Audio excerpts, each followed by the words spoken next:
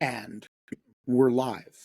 It is Monday, December 2nd, 2024, 8 o'clock a.m. Eastern Time. And OMG, we have so much to talk about. I want to talk about the Kash Patel appointment or announcement of nomination to be the new FBI director. I want to talk about the Hunter Biden pardon. I want to talk about the many ways that I think the Hunter Biden pardon is a bad thing that Joe Biden should not have done, and that I am not going to let him off the hook for, because, Trump would have done the same thing or would have done something worse. I want to talk about all of that. But first, we got to talk about my new show, because I'm really proud of it. So about a year ago, I got I had a brainstorm. I have this young friend named Marichka. Marichka is, some of you have probably run into her at different times in different ways. I know that Holly Berkley Fletcher has met her, because I saw them once on the mall together at a projection. Marichka, in fact, that may have been the projection at which I met Marichka. But Marichka is a young Ukrainian activist. She has become very dear to me and a friend of the family's. And she was bewildered a year ago by the American political system and why the Ukraine supplemental was held up and what it would take to actually pass it. And I thought, actually, like, rather than my sitting down and trying to explain the U.S. political system and how it works and, how Congress works, I thought, I have an idea. This is a simple way to explain the U.S. congressional system and the appropriation system. I will sit in my car and project on the Russian embassy. And I will have, joining me live in one window would be Marichka. And in another window would be a former representative, Adam Kinzinger. And in another window would be Tim Miller. And the four of us would talk about the appropriations process, talk about what it's going to take to get the Ukraine supplemental passed, and project on the Russian embassy at the same time. And I thought, that's a simple way to do a 101 on the appropriations process and Ukraine and, that sort of stuff. And so we did it, and I thought it was great. We live streamed it to YouTube. Not a whole lot of people watched it, but it sparked this idea in my mind, which is, I think of these projections as this very solitary activity that I do. Sometimes there's a protest going on. Sometimes it's in dialogue with the protest. Sometimes there's a crowd of people around me, but it's something like that I do. But what if we made a show in which cool people came and projected with me, and we talked about relevant issues, and we talked about, whatever the Russians were doing in response. And obviously we couldn't do it with cool people like Holly Berkley Fletcher, because, she has restrictions, at least on her outside activity, at least for the next few days. But we could do it, say, with Taylor Swift, or with, Beyonce or John Legend or something like that. So this weekend, I was mucking around doing very little. And I suddenly said to myself, this is the weekend we're going to start Project With Me. And yes, for those of you who were thinking about it, Project With Me is like Get Ready With Me, only instead of makeup, there are lasers. Like, that's the whole joke, right? And so I thought, all right, we're doing it. And who would I want to start it with? And I wanted to start it with Peter Pomerantsev, whom I had met at Anne Applebaum's 60th birthday party, which was in a castle, by the way. And that was super cool. My Because, birthday party is going to be in a castle in a couple of you weeks. know, like some of us have birthday parties in medieval castles, some of us don't. I don't, but Anne Applebaum, birthday party in a medieval castle. It was But I have awesome. karaoke at mine. Did she have karaoke? There was no karaoke. But I did meet Peter Pomerantsev. And I thought, and he seemed to be a fan of special military operations and lives in the area. So I invited him to join. He agreed in theory. And this weekend, I sent him a text message that said, "Hey, you free Saturday night?" And he said, "Yup." And so we did it. We went out and filmed it. I gotta say, it's going to take a little bit of work to refine this. I need a camera that's on the projectors as well, on the projectors and the people. But this one, I only had one camera. I'm going to fix that. I gotta say, it worked really well. And so we are going to start this morning with a little teaser. We're going to begin and end this episode with videos.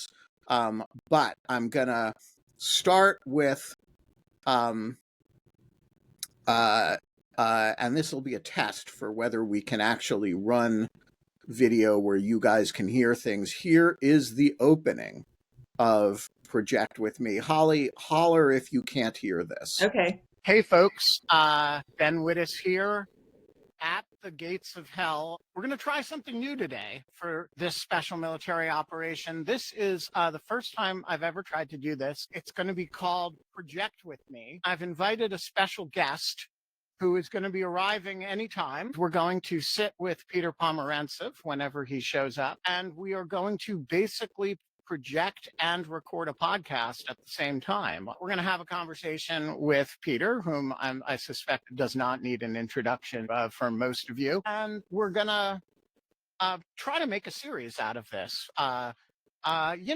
will invite people to come project with me, and we will project and antagonize the Russians and talk about Ukraine and Russia and see what happens. I have no idea if it's going to work. And so we're just gonna try it. If you know somebody who would be a good guest for Project With Me, I'm thinking about, Taylor Swift, or, President Biden wants to join me. Please, reach out to them, tell them, come. This is the hottest show now on YouTube, and it's going to be lit, as the kids say. At least if my guest ever gets here. As soon as we have Peter and we have equipment that's ready, we will get started.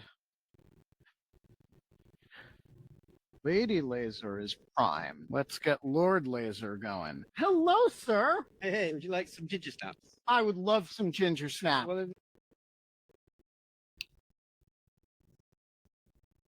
All right. He brings food to the.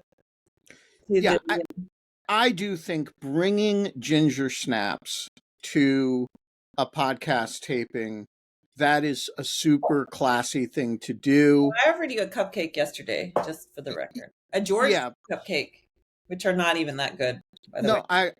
I want to say that was when you have somebody come to your dance video.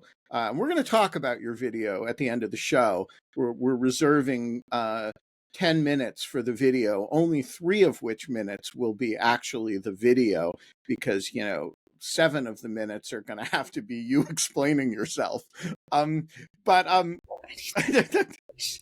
So all right, order of business today. Number 1, Kash Patel. All right, somebody texted me this morning that he didn't know anything about Kash Patel except that he looks deranged, and specifically says he looks like he walked off the set of Amadeus, the asylum scene. Can I just say something about that? Not Amadeus, but about his deranged look. So I have been looking at pictures of him, and it's clear he has some sort of eye issue. Okay. So no, like maybe like I don't know. I'm sure there's an updated term that's more polite, but like a lazy eye or something like that. You know what I'm saying? So I don't know that we should be making fun of his eyes, but what I do think we can do is make fun of the fact that it's really a coincidence that someone that insane would also have eyes that seem to reinforce that impression. Well, I will say, as a general matter, do not. I was going to follow up this comment about this text message by saying I generally refrain from making fun of the way people look. Yes. Because, by and large, I make exceptions to that for people who choose to look a certain way. For example, I choose to wear dog shirts. It's totally legit for people to make fun of me for wearing dog shirts. And in fact, you're disappointed if they don't. A little bit. I mean, things you do in an actively attention-seeking sort of way, when they fail to attract attention, you kind of like say, what did I do wrong?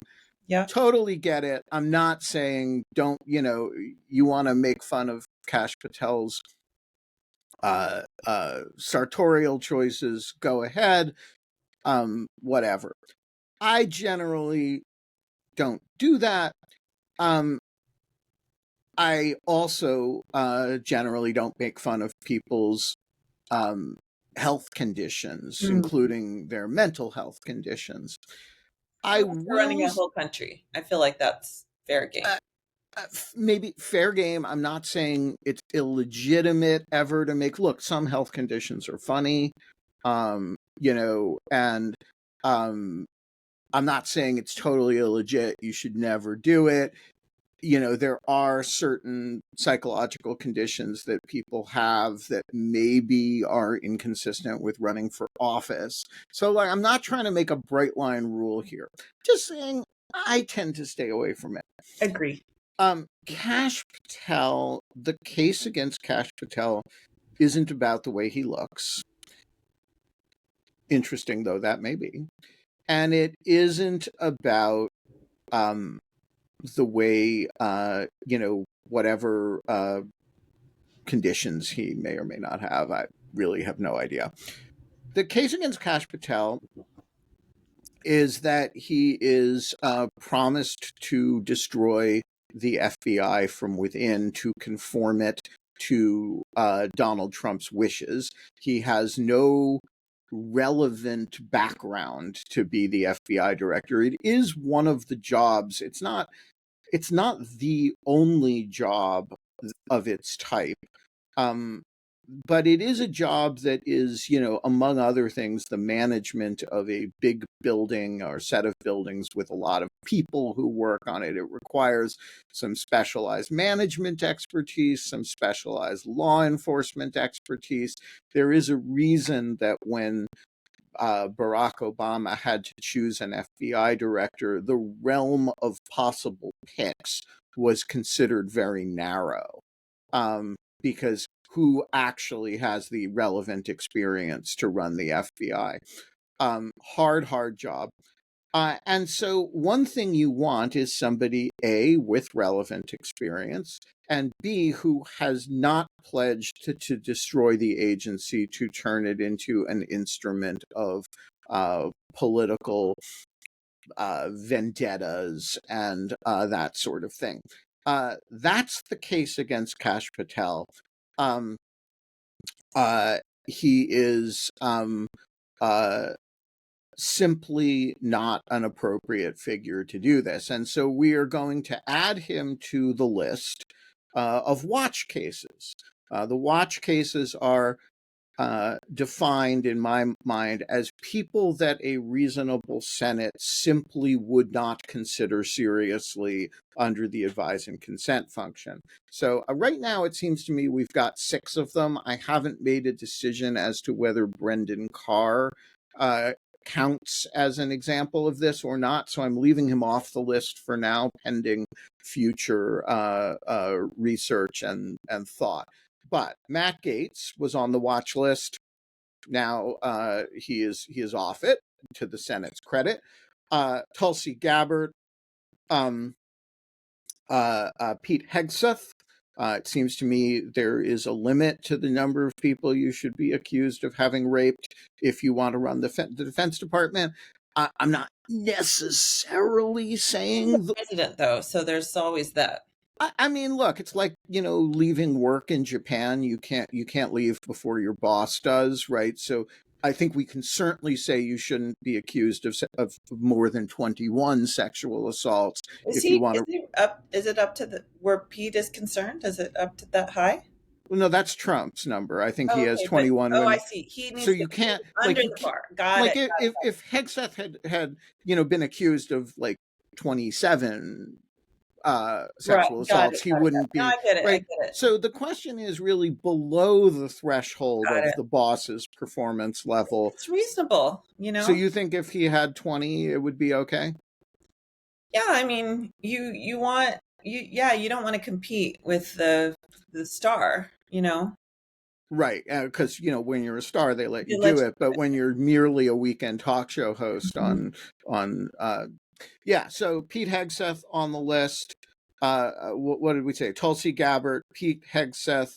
I am putting Charles Kushner on the list. Yeah. No reasonable Senate would confirm a felon, even a pardoned one, for an ambassadorship to France. But that's why he pardoned Hunter, though, because now Hunter's going to be the last minute ambassador to France for like a month, right? Yeah, it's right. He's going to send him to France. Yeah, that's why. And I will oppose that too when he does. Number 4, Robert F. Kennedy Jr. And let's add to that number 5, Kash Patel. These are people that there is not a reasonable argument on the part of the Senate to. So right now, I just want to say the Senate is batting 1,000 because it's had one at bat, which is Matt Gaetz, and it nixed him. So what about this Pam Bondi? Are you willing to let that one go, or? So I'm putting Pam Bondi on the same list as I would not vote to confirm Pam Bondi. There is a argument that has currency in a fair bit of the Justice Department right now that, she's dumb, she's political. How is she different from Jeff Sessions? Right? She's like, the department absorbs people like that. And she's got some relevant experience, so could be worse. I think she's worse than Jeff Sessions because she's already, she's all in with the big lie and all the election fraud stuff. To me, that's like a bright red line, but I realize that we've blown right through that. So yeah. So look, I'm just saying, let's put her on the list of like Brendan Carr, you'd want to hear from, but she's not like on her face. Like she's been Attorney General of Florida. Yeah. She's been a DA, right? She has some of the traditional relevant. I mean, Pete Hegseth has done nothing that qualifies you to run one of the probably the single most powerful bureaucracy in the world. He has Crusader tattoos, though, so he has military experience. And he does military experience, but he has also cosplay experience. Tattoos. Crusader. He could run he may have experience running a really good militia. Yeah, and look, I don't want to denigrate his actual service in the military, but generally speaking, being I believe he was a major, does not qualify you to run the army, much less the force services. Being a voter does not usually qualify you to be president, right?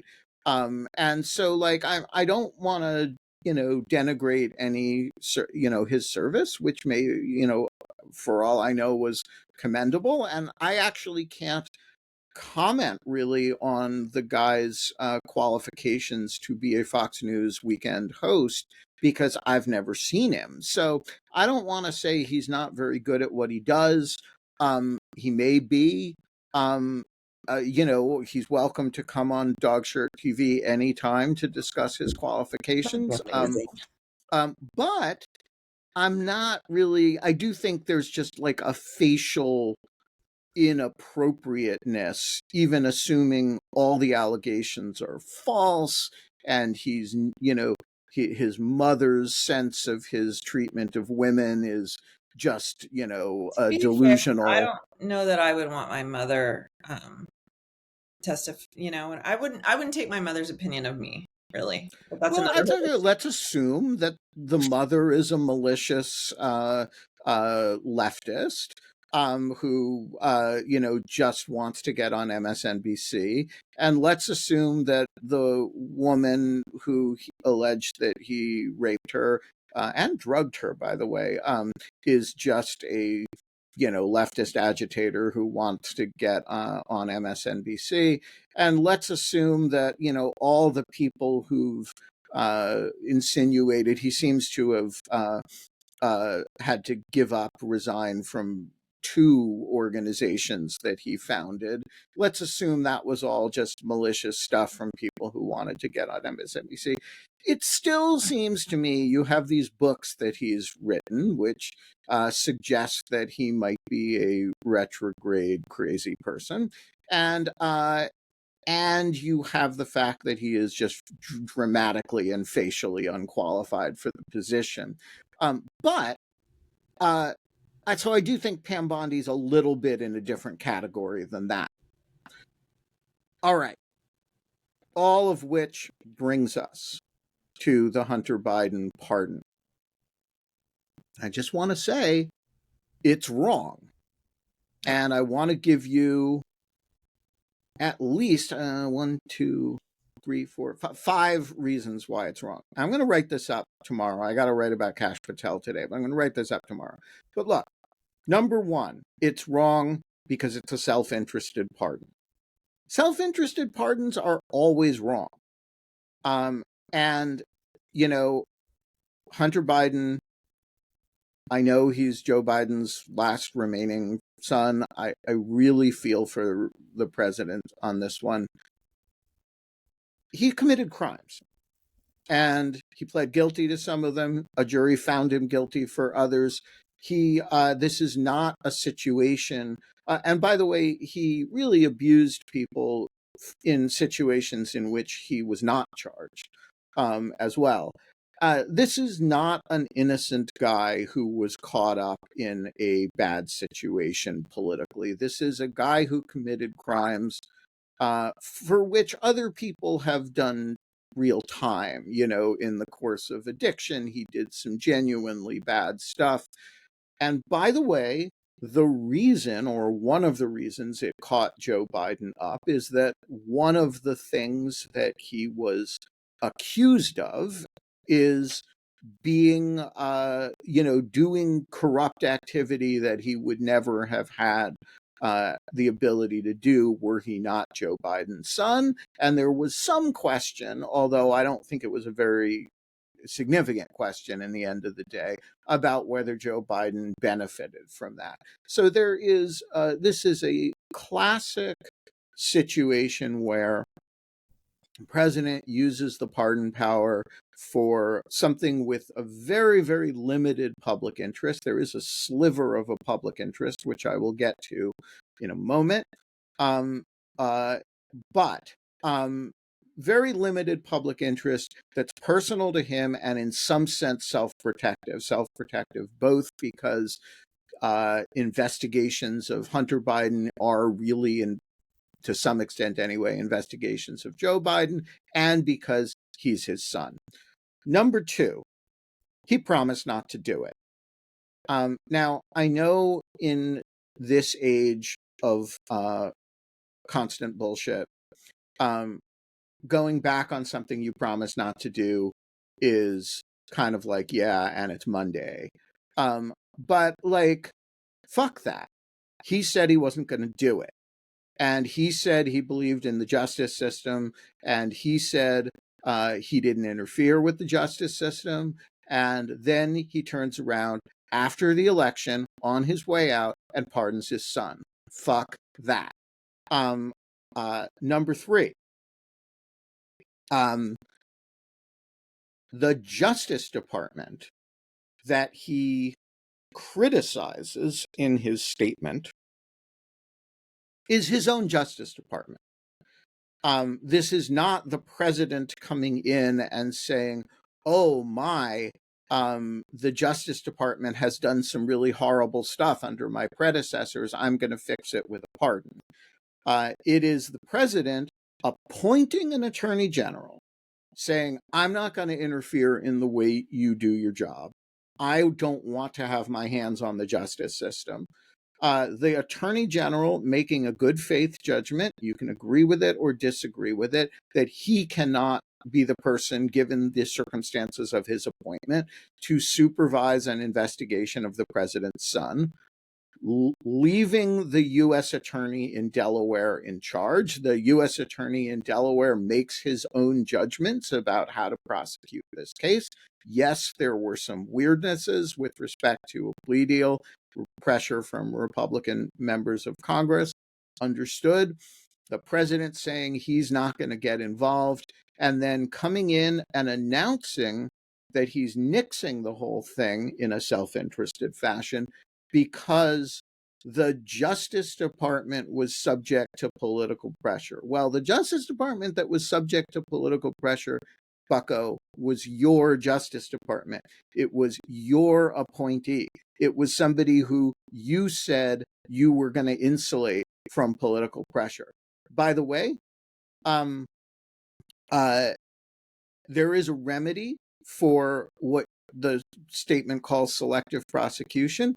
It is a motion to dismiss, and that was tried, and it was not found to be merited, because the truth of the matter is that the charges against Hunter Biden are actually factually true. He did some bad stuff. So, all right, what is the one redeeming feature of this pardon? And the one, as I say, there is one element of it that has some merit, and that is the idea of a preemptive pardon to protect against malicious activity by the Trump administration. And here I think there is a sliver of a public interest. Which is to say the Trump administration is coming in having promised to do things like go after the president's family. And so I do think there is a legit sliver of an interest here, but not if you only pardon Hunter Biden. That would make sense to me if you pardoned in one shot Liz Cheney, Mark Milley,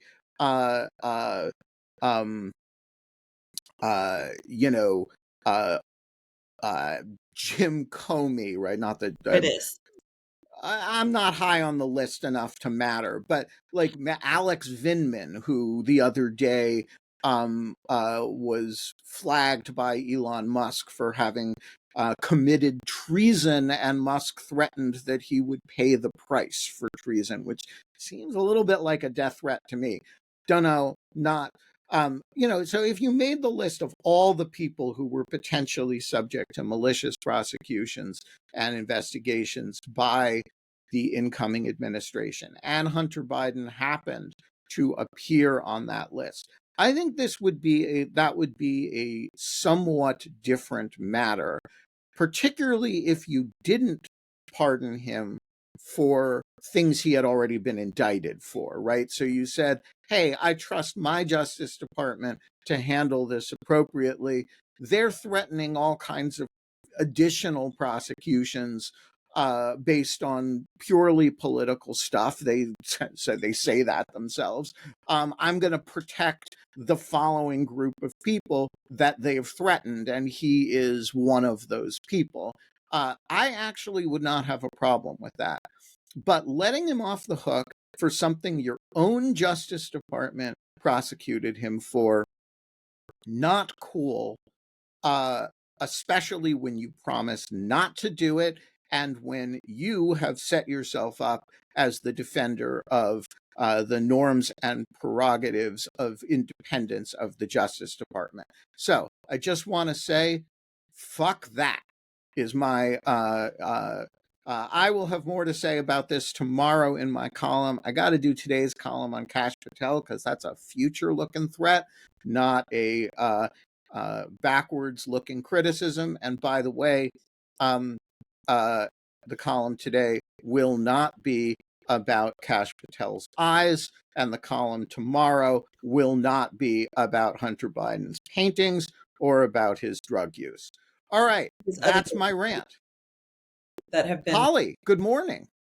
Oh, hello. That was a good rant. I would just add, to me, like, well, I have a lot of fears about this next part of this whole era that we're in that's most unpleasant. But I guess one of my fears is that we've already got one political party who's completely thrown out all the norms, do not care. Like, literally, they've attempted a coup, which is pretty bad. I mean, yeah. I think, yeah. So, I mean, certainly it's not fair, let people say, oh, it's not fair. The Democrats have to like be Boys and Girl Scouts and whatever. Yeah, that's not fair. But if they throw in and if they go low as well, then there's nobody upholding any of this. Like, you have to have the Democrats really do have to walk the line, I think. And if they don't, then we're really screwed, I mean, this one doesn't seem like I think there are examples of that point where you're like, why does one side have to uphold norms and the other doesn't? So like, one side goes on television and accuses the other side of treason and does it with complete impunity. To use the Elon Musk example, I guess that was on Twitter, not on, right? Like, Elon Musk singles out a former military officer who, and just, says he's committed treason. He also said he was on the payroll of a Ukrainian oligarch, right? It's just complete malicious nonsense. And like, I'm sorry, George Soros or does not, buy a media company in order to allege that, and then use it to allege that Holly Berkley Fletcher stormed the Capitol, right? And somehow when Elon Musk does this or when conservatives do it, we just kind of take it in stride as, okay, this is the rhetoric of our times or whatever. This is the way conservatives talk. Donald Trump actually did at a rally, did a reading. It wasn't a reading of their actual emails. It was like a fake Pete Strzok, Lisa Page emails reading in which he like pretended to be having an orgasm while reading this. Like, that's just gross shit, and there's no analog to this on the other side. And I think it's totally fair to say, wait a minute, why is there one set of rules where, Kamala gets asked, well, you didn't answer enough questions, and Donald Trump, just eats the questions, and nobody seems to mind. Trump eats the interviewer. Yeah, exactly. I mean, like, or like gropes the interviewer on camera, maybe. Sure, and it's just sort of like it's gonna happen. You know it's gonna happen. And it's like Tuesday. So I think those questions are totally fine to me. It seems to me corrupt pardons don't fall into that category. Corrupt pardons are just something that presidents shouldn't do. And, some presidents didn't do any of them, like Barack Obama or George W. Bush. George W. Bush got a lot of credit. Didn't he pardon Scooter Libby? No, Donald Trump pardoned Scooter Libby. Are you serious? George W. Bush refused to pardon Scooter Libby, even though Dick Cheney personally lobbied him for it. And by the way, and Bush did screw up at one point and issue what would have been a corrupt pardon. And there was an immediate press reaction. It turns out the president didn't know about the conflict of interest that he had with it, and they rescinded it. They actually intercepted it before it was delivered. Good, like presidents who are acting in conscience take this power very seriously, and it's not to say that there aren't examples where people, do things that are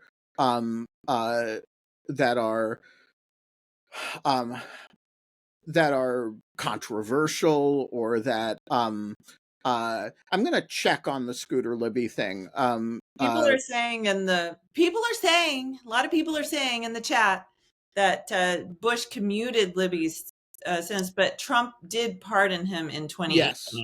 That's okay. I'm like fuzzy. There have been so many events since 2018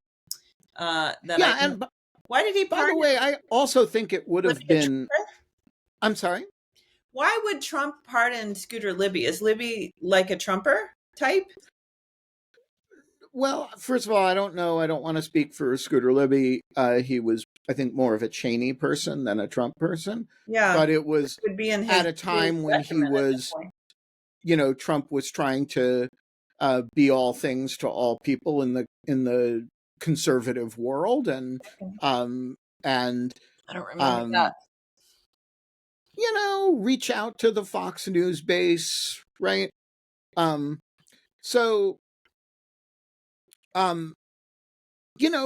Corrupt, self-interested pardons are just like something that presidents shouldn't do. Full stop, end of story. That's not supposed to happen, and I don't think it doesn't ameliorate it to say, well, the other guy does it too.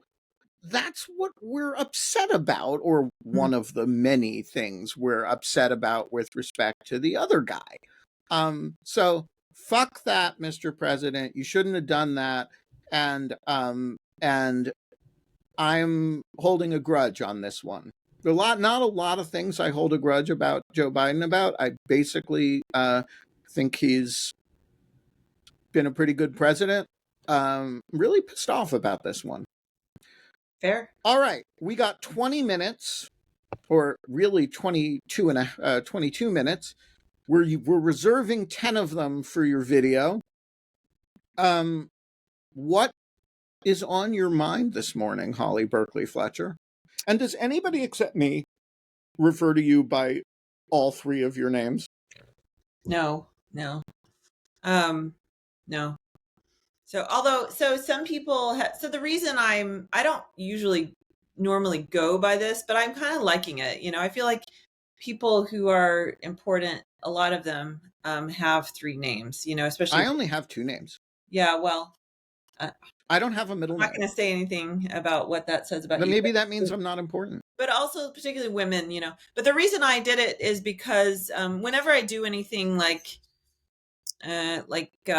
when I published books or anything like that, I add the name because I just, even though my parents probably don't like a lot of what I have to say these days, it's an homage to my parents. And also it distinguishes, because Holly Fletcher is actually pretty boring. So it kind of distinguishes you to have also Berkeley raises this whole, is it Berkeley Cal at Berkeley, or is it the Berkeley School of Music, Well, or fun fact, all the Berkeleys do come from the bar. It's actually in England, of course, it's Barclay. There is a castle. I went to the castle. My father has traced our lineage all the way back to the castle in England, the landed like gentry family. But the spellings have changed over the years for various reasons, both in England and America, because the Barclay family, at various points and for various reasons, were not popular here in the U.S. People did not like the colonial governor of Virginia and wanted to distinguish themselves from the governor. They did not want to be associated with the governor. So spellings began to be changed, and now you have various spellings of Barclay all over the world. So I think though, my theory about our name, which is missing an E, right? Berkeley, California is the proper spelling. But knowing my family, I just think somebody couldn't spell. So something similar happened in my family, when the Wittes clan first came over here, and it is the same Wittes clan that used to rule all over Europe. And when the Wittes clan came over here, my ancestor, William Ethelred Wittes, was of course the you need colonial. to add that to your name. What are you doing, Ben? Was of course the colonial governor of Pennsylvania, and the Wittes family became unpopular because of his gross mismanagement. And so people started misspelling it. That's how the extra T got in there. And it's also how the S was dropped. And so we ended up, with this corrupt spelling of Wittes. But unlike you, Holly, I assure you all of my ancestors were literate. So these spelling errors were intentional. And that's the difference between my family and yours. Someone in the chat suggests that you always call me, given that this is Dog Shirt TV, that I should always be referred to as Holly Barkley. Berkley Fletcher. I'm not going to do that. Okay, well that's fine. There's anyway, some people. I'm getting famous enough now, which is I don't think it requires a whole lot of fame. That people are now like RBG. I'm HBF. So some people refer to me that way. Well, that's what we already have. One co-host, Genevieve, who we call by her initials, GDF. But that's great. I mean, maybe we should all just go by our initials. Well, I'm going to start calling you, what was it, Ethelred? Ethelred, yeah, William Ethelred Wittes. My illustrious ancestor. How doeth you do today? I just want to point out though that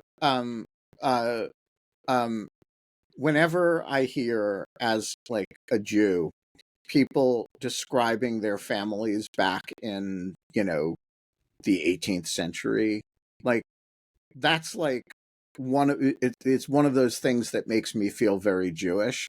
It's like, oh, we can't do that shit.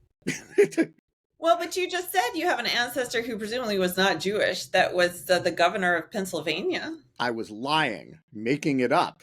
Oh, spinning a tall tale. Impressive. I have not a single ancestor who is not Jewish. Wow, you did with such a straight face. I totally bought that. One of my relatives did a genetic test, and it came back 100% Ashkenazic Jewish. And that is, we are like purebred, inbred over countless generations nerds.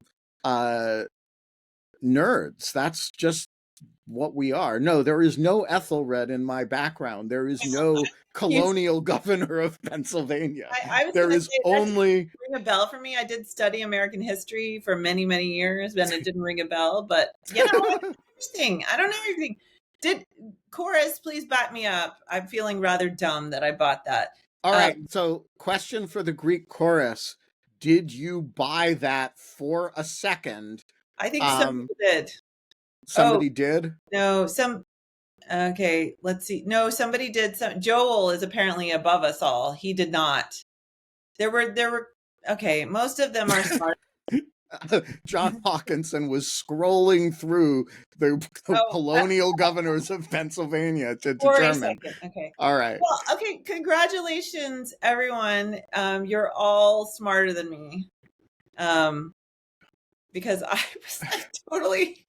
Yeah, honestly, it doesn't sound any less crazy than what my father has told me, which also could be a lie. I didn't fact check him. Well, I think we're gonna launch a new series on Dog Shirt TV, which is whenever Holly is on, I am going to spin a absurd tale about something every time. and see if she falls for it or whether she can catch it in real time. You're so learned and reputable that why wouldn't I believe you? Because a Jew telling you about their ancestor lineage named Ethelred is just, that's just not a thing. No, but you might have some Gentile ancestry in there. Nope. Not even 1%. Wow. I am that prone to, the Jewish genetic disease screen. I'm like a bad genetic pile as a result of all of this. Well, I fell for it. Not only are you learned and reputable and trustworthy, in my opinion, and inbred. You do not come across as inbred, right? Because it all shows up as diabetes and heart disease rather than as like 3 ears. All right, Holly. Yeah. How do we get off? Let's talk about you. Do you want to show the video first, or do you want to talk about the video? Is it already that time? Where is it? It is that time. Wow, I thought Ev was going to come to our premiere. I don't know. Ev sometimes oversleeps. Okay. Which is, fair. I never oversleep, of course, because I have Lilo, the psychotic rescue dog. But I sometimes don't get out of bed. Lilo will wake me up, and I don't sometimes get. Okay, I will briefly set up the video. We can play it. Wait, no. We're going to talk first, or we're going to watch first? I don't know. You're in charge. Okay, let's talk first. Here's my question. How did you get into making parody videos? Oh, that's a good story, actually. That's a good story.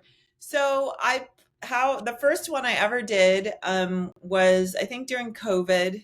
I got into a lot of stuff during COVID because I just had a lot of time, but I put on Facebook or somewhere public that I always my son, every single freaking day I would ask him if he wants his cereal with or without milk. And I started singing that to the youth because he's very fickle and he likes to mess with me. And so, like, if you give him his cereal with milk, he would immediately complain that he wanted it without milk. And so every day I started just singing with or without milk. And then I would go into like a U2 thing. But I just did that line basically. And someone suggested that I just finish writing the whole song and then actually gave me some lyrics for it. This was like a friend of a cousin, someone I didn't know. And so then it just dawned on me that that this technology existed to do this, like user-friendly technology. And I could actually do this. And like side benefit is I could fulfill my dream of being a real singer in a venue in which I didn't have to be that good, Although I gotta say, you talk about how you're not a good singer. but you're actually a pretty good singer. I mean, within a range. Yeah, within a range. I mean, just don't get up too high, you know. Well, everybody has a range. Yeah. Anyway, but I mean, I'm not bad, but I'm not like nobody's going to pay money to hear me sing anywhere. You know, but you're not asking for money. And also, I have to say, and I'm a little offended a little bit because my pastor, who doubles as our music minister, has seen at least one of the videos, and they still haven't asked me to be on the worship team. And I mean, to me, that is.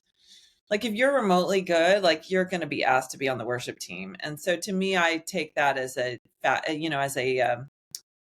want to say that, first of all, singing is hard. You sing well. And secondly, singing funny is very hard.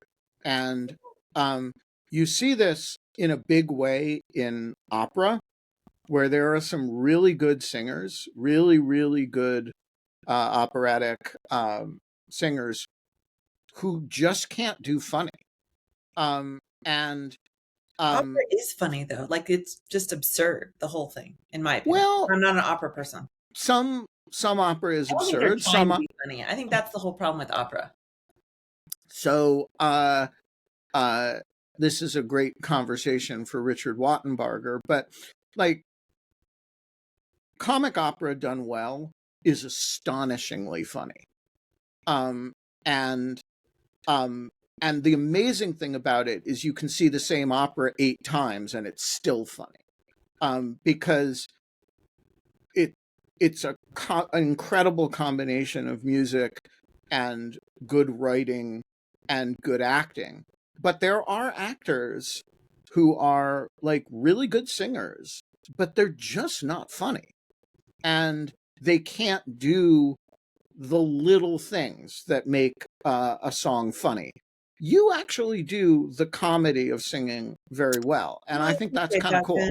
Anyway, so then after that, it just really got out of control. And I have more ideas than I have time to do them. But every now and then so this one, I'll have an idea. And if it's a really good idea, then I have to do it. And this one, I had to do it. You know, so tell us about this one. So this one is to the tune of CeeLo Green's, depending on if you're on the radio or on the real thing, it's either Forget You or Fuck You. And I believe it was a #1 hit, I believe in 2014, maybe earlier. Ben had not heard of it, but I think most people have probably heard it. It's a great song. It's very catchy. And it's, it's the perfect venting thing, So it makes you feel good to tell someone to, we said fork because we're being clean. And actually the forks ended up being a very funny bit, I thought. So kudos to my husband for insisting that we go clean. But yeah, it feels good to just say like, fork you. Okay, so I got a few more questions before we show this thing. In the video, guys. So yeah, so this is my first music video. By the way, I don't dance ever. Neither do I. It's even better. You don't dance. You don't want to dance properly. You should see my other videos. I'm bad dancing through all of them. No. This is not a bad dancing situation. It's a don't. This is like the first recorded example of me ever dancing. Perfect. Perfect. So I want to ask you, because like people are going to be surprised at how much work this took. This one is elaborate. Some of them are not this much. What's the total number of hours that you would estimate this video took? Well, this one took a lot longer because I re-recorded the song a couple times. The song is actually was elaborate just to sing because there's a lot of timing, good time. You have to get the timing just right. And also I wrote like unique lyrics. There's very little repetition in it. So and then I re-recorded it to make it clean. And then anyway, this one was really elaborate. So what are we talking? 10 hours, 100 hours? No, not 100 hours. Probably, I'd would say like 15 hours, maybe. I don't know. 10 to 15. Yeah. I mean, if you include all the hours I spent sort of watching it in draft to like. Yeah. No, you include everything it took to probably get like 20 hours. 20 hours. All right. Yeah. So it's embarrassing, really. Some people have a misspent youth. Holly Berkley Fletcher, you have a misspent adulthood. But most of them don't take that long. Some of them I could do in like 5 hours. All right. 4. We are going to have this as the first public performance of this. And then, and then it's going to, and listen, after it's not public yet, the link, but I'm going to make it public and I'm going to put it on all the socials. And I want everybody to please share extensively. Okay. So I want to say this is also the first and last time there will ever be a Ben Wittes dance video. That is not true. Oh, yes, it is. I know. It's never happening again. Oh, it will happen. It will happen. How are you going to be in my life and not dance? I don't know. It's not going to happen. It will. It is a mark of my deep regard for Holly Berkley Fletcher that I did it even once. And here it is, Fork You.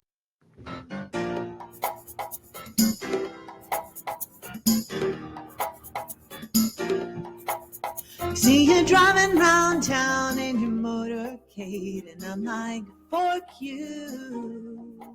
You think democracy is just a game to play, and I'm like, fork you and your whole dumb crew. If there were any justice, you'd not be amongst us. You'd be in jail. And though there's pain in my chest, I won't give it a rest till we can forget you. Not talking trash if I call you fascist. And unlike you, I know what that means. I like the whiteboard animation. To give you a cabinet, also with spineless clowns and freaks. I pity the fools who still support you after you tried to do a fork and coup.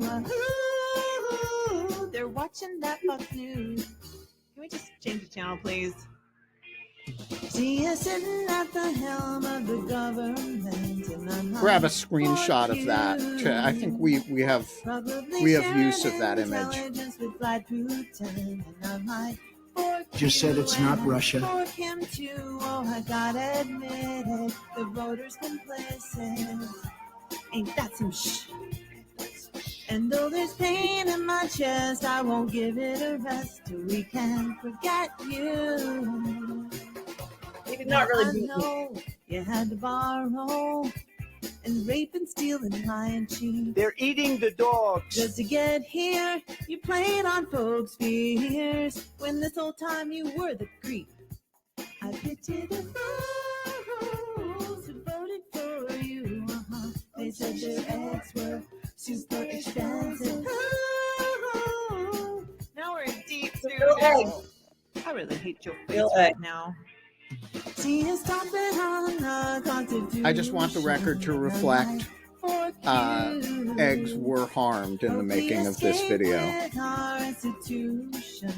I think we're screwed. Don't know what to do. Well, it isn't a mystery if you read some history. Yeah, but that's too hard. Very fine people on both sides. In my chest, I won't give it a rest till we can forget you. Now, Donald, why you wanna hurt us so bad? I love it. I tried to tell my mama, but she voted for you just like my dad. So good. She did. And I'm like, why? Right here, this is my favorite. Ben here. Why, America? I still love you. I still love you. Oh. See the founding fathers rolling in their graves, and they're like, what the actual fork is this? Got a wig just I like the wig. I think you should wear the wig on the show. And be like, here's my testes, please don't tweet at me. Try to check and balance for this very moment. I'll bend for shh. And though there's pain in my chest, I won't give it a rest till we can Count me, forget Team you. Eagle. There it is, folks.